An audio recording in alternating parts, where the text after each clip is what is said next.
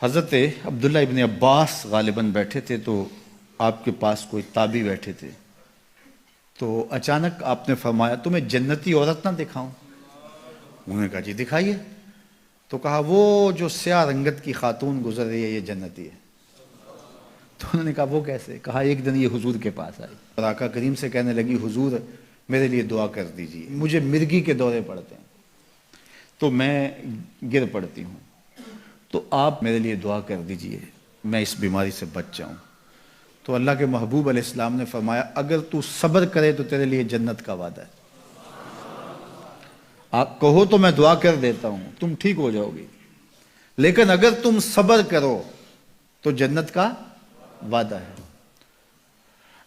تو اس نے کہا ٹھیک ہے مجھے منظور ہے، جنت وعدہ ٹھیک ہے، لیکن جب میں گرتی ہوں تو میرا پردہ کھل جاتا ہے، عورت ذات ہوں، چلو ٹھیک ہے بیماری رہے گروں بھی، لیکن اتنی دعا تو کر دیں کہ پردہ نہ کھلے۔ تو اللہ کے محبوب نے فرمایا ہاں یہ دعا میں کر دیتا ہوں۔ کہا کہ مرگی کے دورے سے اب بھی پڑھتے ہیں، اب بھی گر جاتی ہے، لیکن اللہ اس کے پردے کی حفاظت کرتا ہے۔ اللہ اکبر! تو پردہ کتنی اہم چیز ہے، اور ہمارا دین ہمیں اس کی تلقین کرتا ہے کہ تمہارا حیا نہیں لٹنا چاہیے، تمہارے پردے کی حفاظت رہنی چاہیے۔ حیا دین ہے، اور حیا کے ساتھ اسلام کا تعلق کتنا گہرا ہے کہ یہ دونوں جڑی ہوئی چیزیں ہیں، ایک رخصت شے ہوتی ہے تو دوسری بھی رخصت ہوتی ہے۔ مجھے بھی آپ کو بھی عملی کوشش بھی کرنی چاہیے کہ یہ جو ذرائع ہیں حیا باختگی کے، ان سے اپنے آپ کو اور اپنی نسل کو بھی بچایا جائے، اپنی معاشرت کو بھی بچایا جائے۔ اور دوسری بات کہ ایمان کی تکمیل تو حیا سے ہی ہے، یہ باڑ ہے ایمان کے لیے، اگر یہ باڑ اتر گئی تو ایمان پر حملہ ہو جائے گا۔ تو ہم مغرب کی نقالی میں اس کو ترقی نہ سمجھیں، اگر حیا باختگی لباس مختصر بلکہ اتار دیا جانا یہ ترقی اور کامیابی ہوتی تو پھر تو کعبہ اللہ کا ننگے طواف لوگ کیا کرتے تھے، وہ ترقی یافتہ ہوتے۔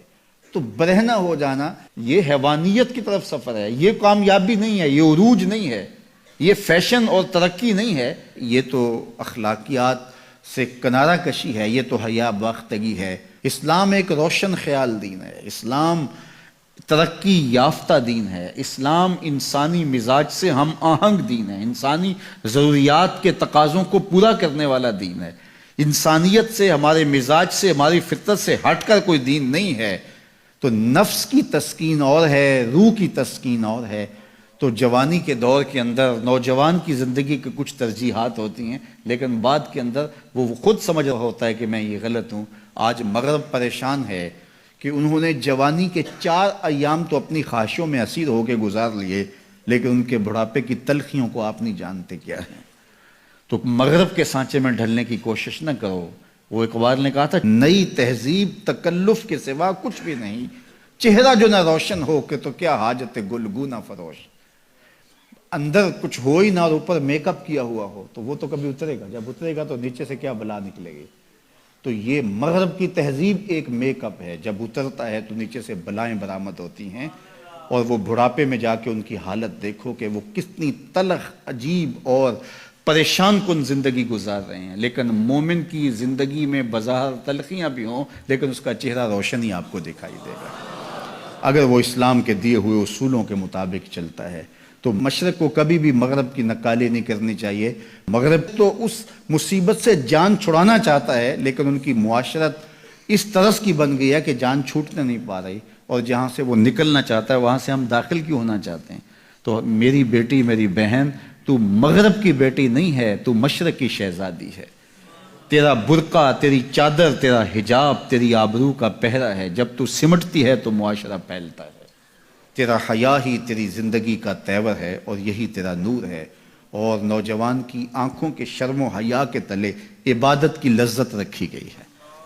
اگر آپ چاہیں کہ عبادات میں لذت نصیب ہو، سجدے میں قرار نصیب ہو، اپنی نگاہوں کی حفاظت کر کے دیکھو، سجدے میں سرور آنا شروع ہو جائے گا، نمازوں میں لذت آنی شروع ہو جائے گی۔ تو اللہ ہمیں حیا کے جوہر سے مالا مال فرمائے۔